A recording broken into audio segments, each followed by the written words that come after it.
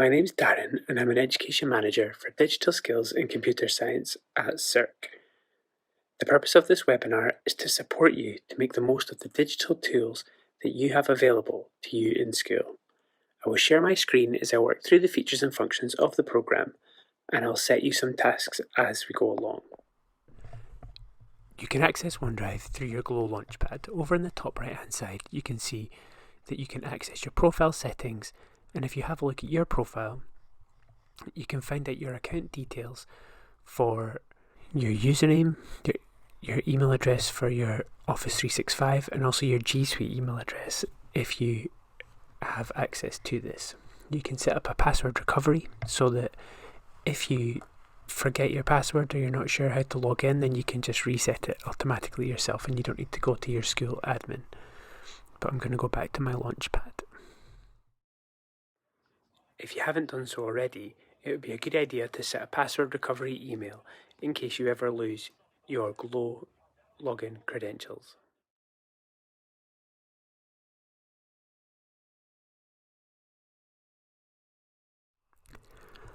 OneDrive acts as a natural hub for all of the other Office 365 tools like PowerPoint, Word and Excel. If you don't have it on your own personal Launchpad, then it's really easy to add it. So I'm just going to add it now. I'm going to click on Add, get an app from the library, and I'm going to search for OneDrive. Click on the app icon and add to my Launchpad. And that's it. It will be on my Launchpad whenever I log in to Glow. So now that I'm back, you can see that OneDrive is there. So I'm going to click on OneDrive and open it now. Now would be a good time to make sure that you've got OneDrive in your personal Launchpad on Glow.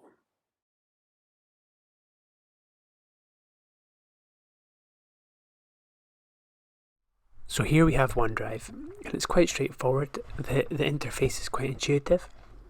As you can see, this is my files area. These are folders, and then underneath I've got files and documents that are not part of a folder.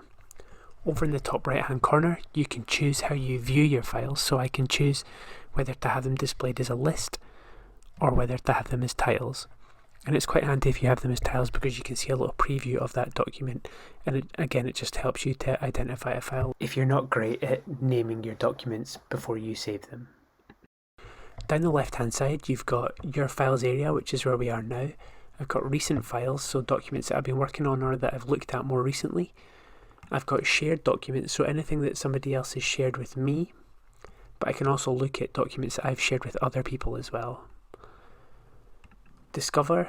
OneDrive looks at the documents that you've got access to and tries to recommend things that it thinks that you might be interested in.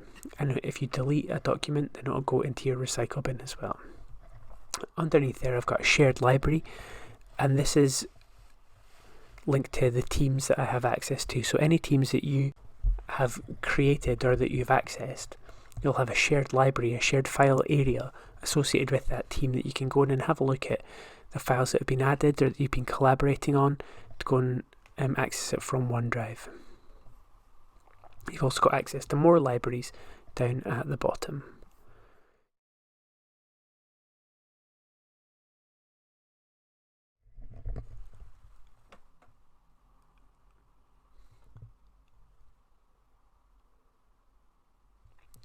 I've had a few times in my teaching career where I've had information on a pen drive that I've mislaid and then I've been stuck without it. But with OneDrive, you never need to be in that situation ever again. You can save and store all of your files in this area so that you can have access to all of the documents that you need when you need them and where you need them. So to add new files to your OneDrive, there's a few ways to do that. One of the ways is that if you have the document already on your computer and you want to upload it, up at the top you have the option to upload either files or folders. So if I go to upload a whole folder, OneDrive will then access my computer.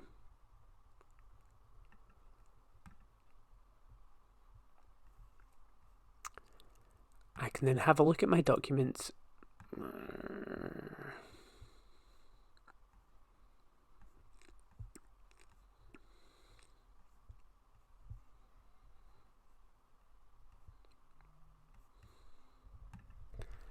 So if I want to upload a whole folder, I would click on Upload Folder and then choose a folder, and then it'll start to upload it straight away. You can see up on the right hand side here, I'm uploading one item, and if you click on that, it will give you an update of the progress of your uploads. If you can do that another way if you want to. So you can take a folder and you can drag and drop it into your OneDrive area, and then that'll do exactly the same thing. That'll upload it for you. If you want to upload an individual file, you can go into Files and just do exactly the same thing. So I can choose an image, choose that, then it'll upload straight away. You could also add a new folder for your uploads.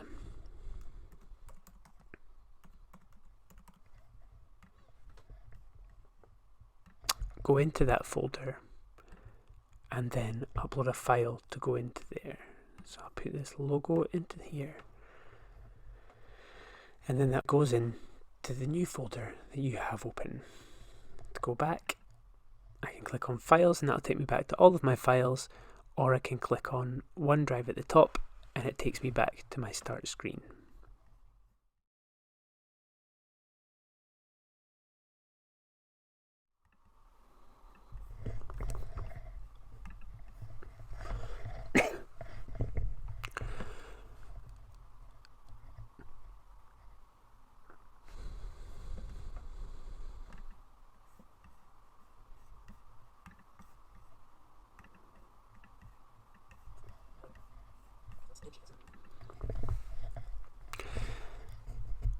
Starting off a new piece of work from OneDrive is always Using OneDrive as your hub for starting new documents is really helpful, as it helps with your filing and saving things where you want them to go. So if I was going to start my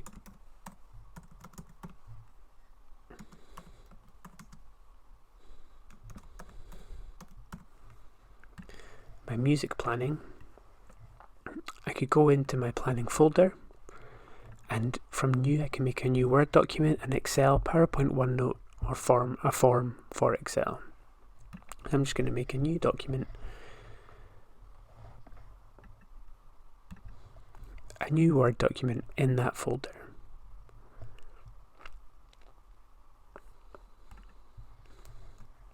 I'm going to rename this Block 2. And in Office 365, whenever you press a key, the document autosaves, so you can never lose the work that you have been working on. In this drop down next to the name, it tells you that it's saved just now, but you can also see a version history as well. So you can see how your document's changed over time. So because I've just created the document, I don't have different versions. But if you were looking down here, you'll be able to see any changes that have been going, and you can revert as well back to maybe when the document was more like you wanted it to be. So you can see there, because I made the document from within that folder, it's saved there. OneDrive's the perfect hub for all of your Office 365 needs, because not only can you click on the new drop down to create these different kinds of documents, but over in the top left, you also have the waffle menu that allows you access to all the different Office 365 apps that you would use. If there's other apps that you don't have in your menu here, then you can click on All Apps, and then it'll give you a list of all the other apps that you have access to that you can then launch to create whatever Office 365 content that you would like to create.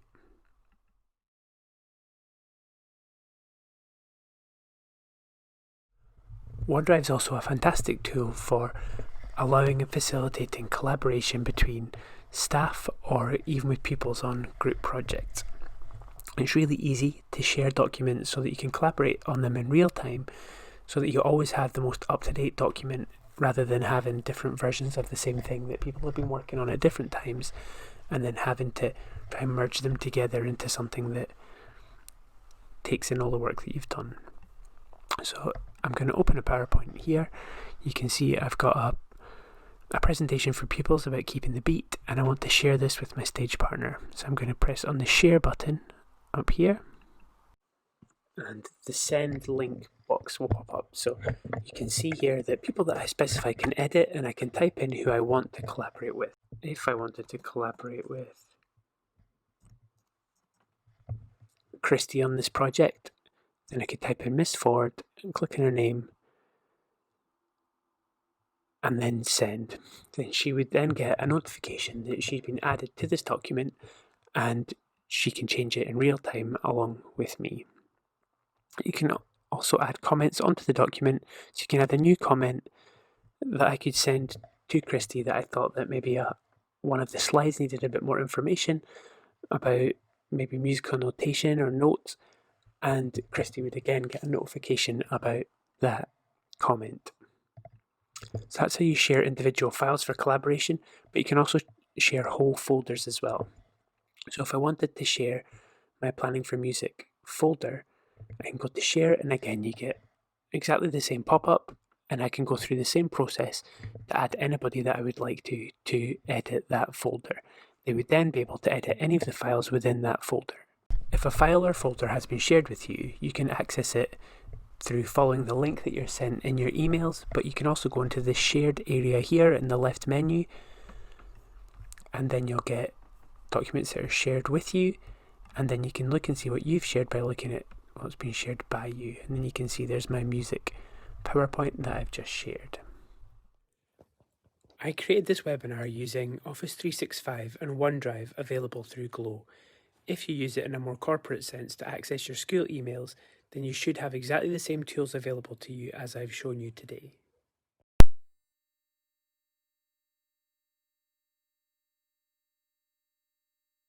If you feel that you would benefit from further professional learning using Office 365 tools, I would recommend the Microsoft Educator Community.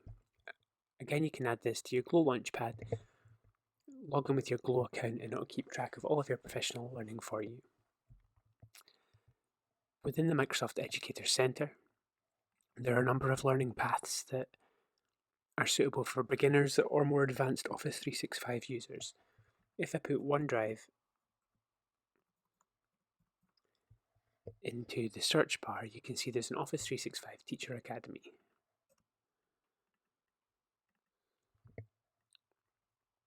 The Teacher Academy walks you through using a number of Office 365 tools and showing you how to integrate them into your everyday teaching. Thank you very much for making it this far in the learning materials. If you do have any further questions about OneDrive, then please do get in touch with me at darren.grant@circ.scot.